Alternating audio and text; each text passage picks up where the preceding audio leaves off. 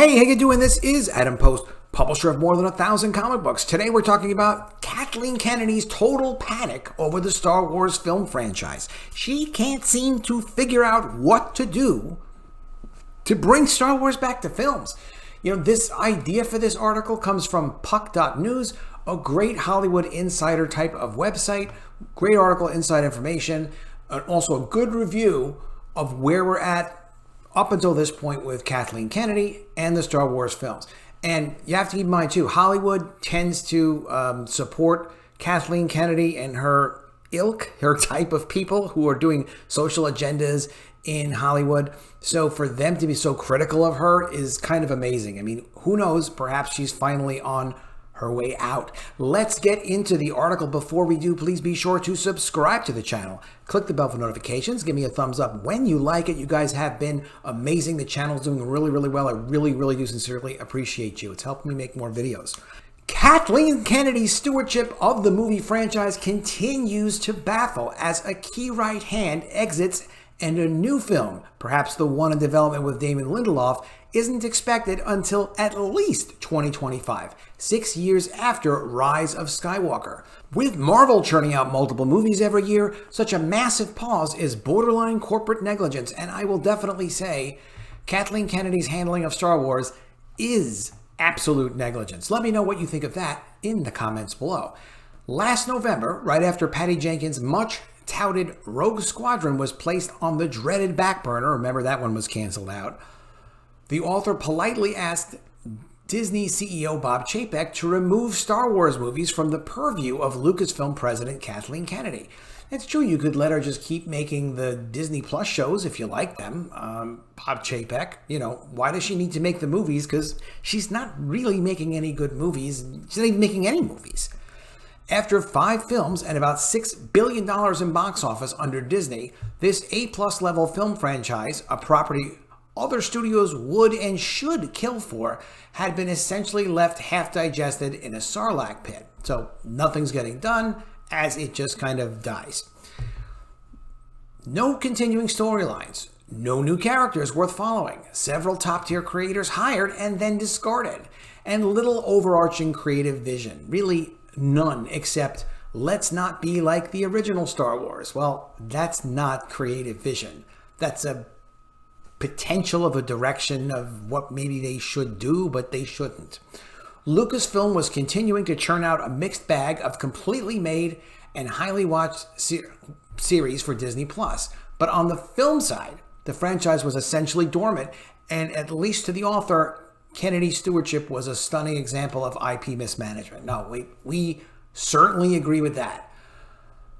Maybe that's harsh. It is not. But now, nearly a year later, things are pretty much the same. No new Star Wars film before at least December 2025, which would be a 6-year gap after the much maligned The Rise of Skywalker.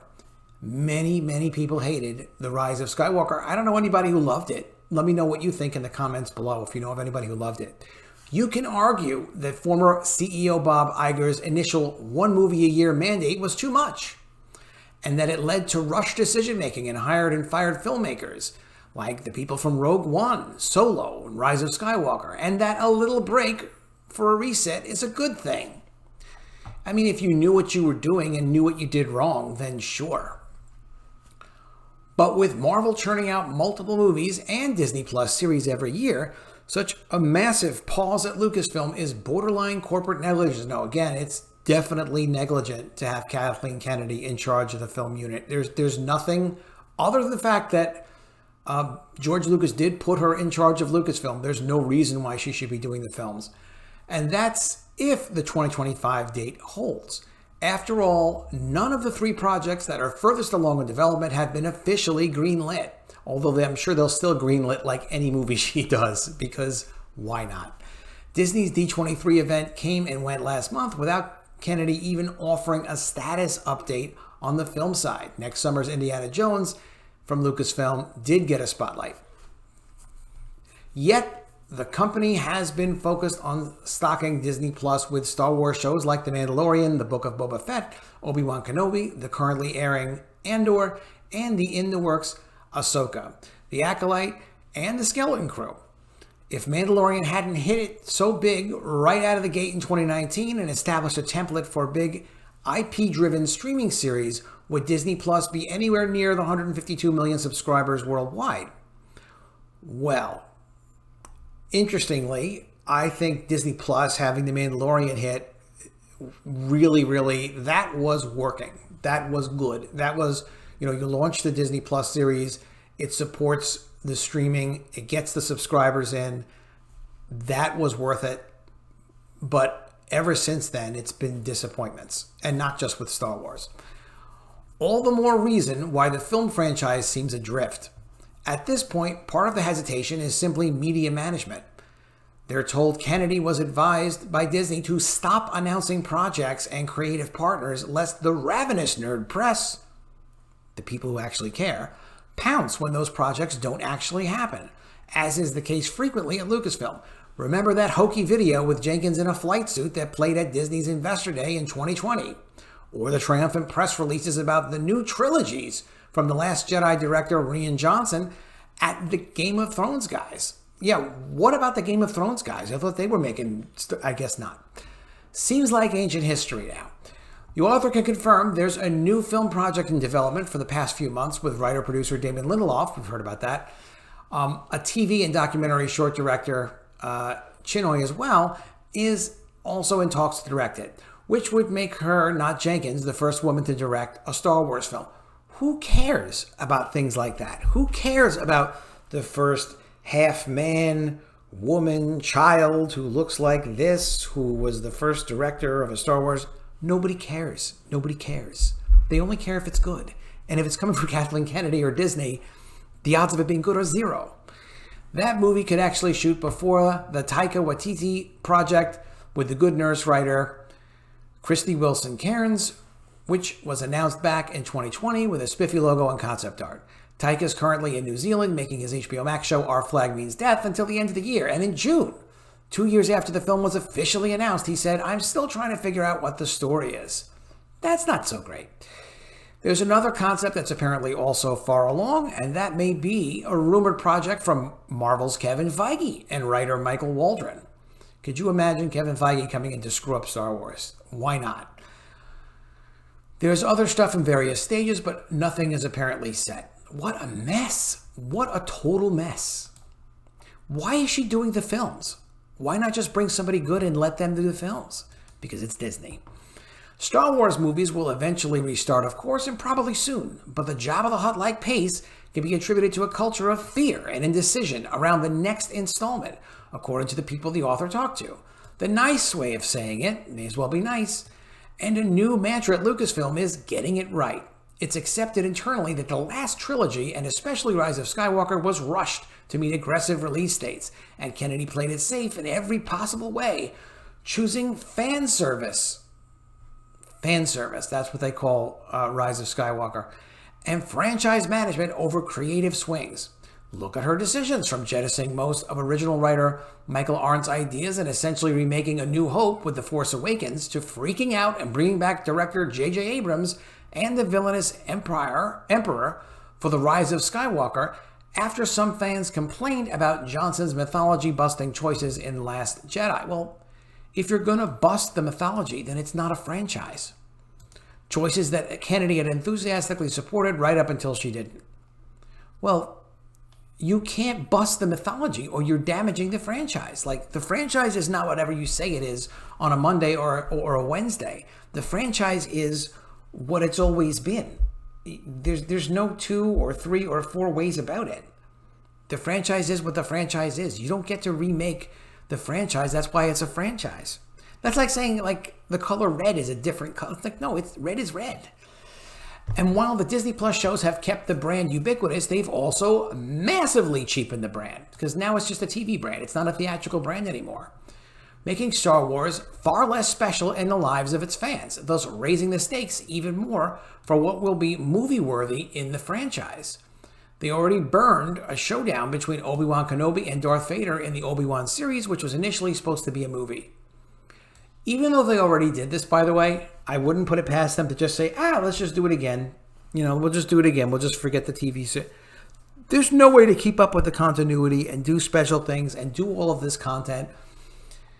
You can't do anything. You can't maintain a franchise without the fans that have fallen in love with it staying in love with it. If the fans aren't in love with it, it's dead. That's it. While Andor is apparently pretty good, it's an adult drama. It's definitely not for some fans, especially not for kids, and that's likely what explains its lower ratings. That, and of course, that many of us don't care about Star Wars. I haven't been watching Andor. Who cares? Kennedy say those who've spoken with her seem to realize that the next installment needs to actually be good and different from the Disney Plus stuff. Well, that's a pretty good basic premise. And also kind of the same. And it needs to steer the franchise away from fan service based on the original trilogy. Well, that's a mistake. But also be rooted in what fans love about Star Wars. Well, those are the opposites. And, of course, it has to be good.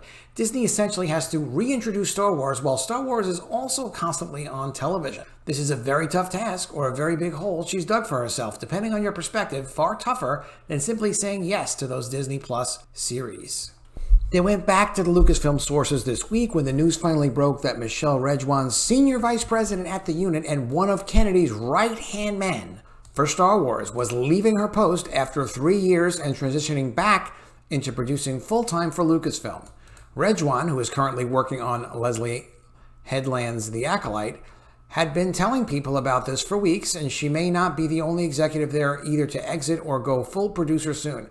Because it's much easier to be a producer and to not have to deal with Kathleen Kennedy and all the people in the middle.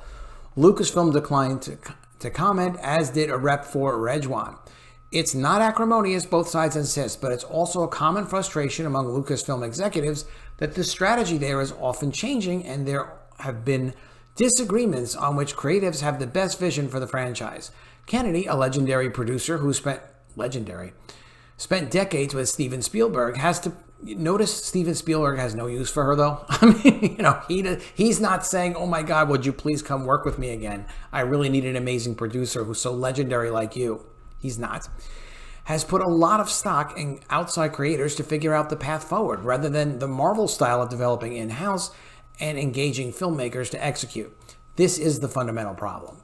Kathleen Kennedy is not a talent. However, you can't just say, listen, we've all seen this movie, we've seen the classics, now come give me your idea, and you just run in here and do whatever you want, especially with the myth busting, as they call it, where people have their own idea of franchise. Just the concept of allowing people to do myth busting, to just take the elements of what makes the property special and the world and the story world that it inhabits and what it does. And just say, listen, you can change up the story world. And by the way, we have 3 other projects with 3 other people. They can change it too. There's nothing left of the franchise by the time you're done.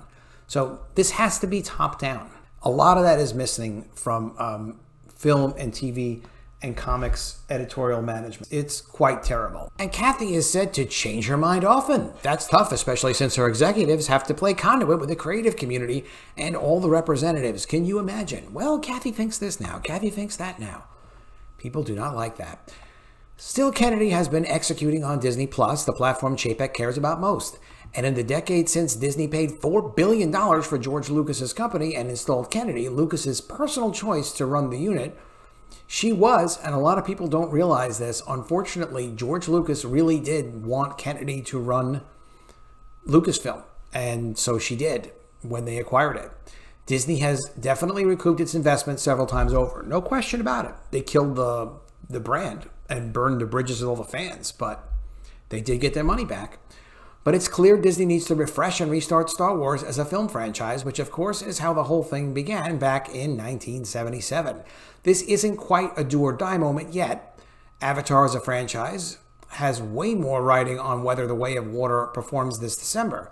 If it grosses less than $1 billion and leaves audiences disappointed, where does that leave the 3 planned sequels? Well, they won't happen. But Star Wars does need a big swing, though.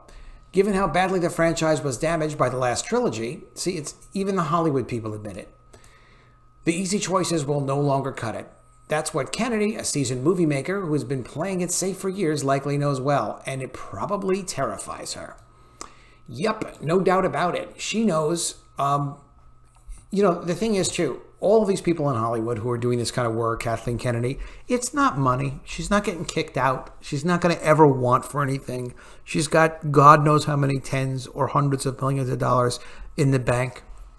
It's not a money problem, but it's a legacy problem. And, you know, as you get older, you know, it's one thing to go from working with George Lucas and Steven Spielberg and all that, and like everybody says you're cool and thinks you're cool, and now everything she does is this hated failure. You know, that's not the kind of legacy that people want to leave in their life. People should not do things that they're not suited to do. That's where things become a problem. And she's obviously come up against responsibilities that she cannot handle.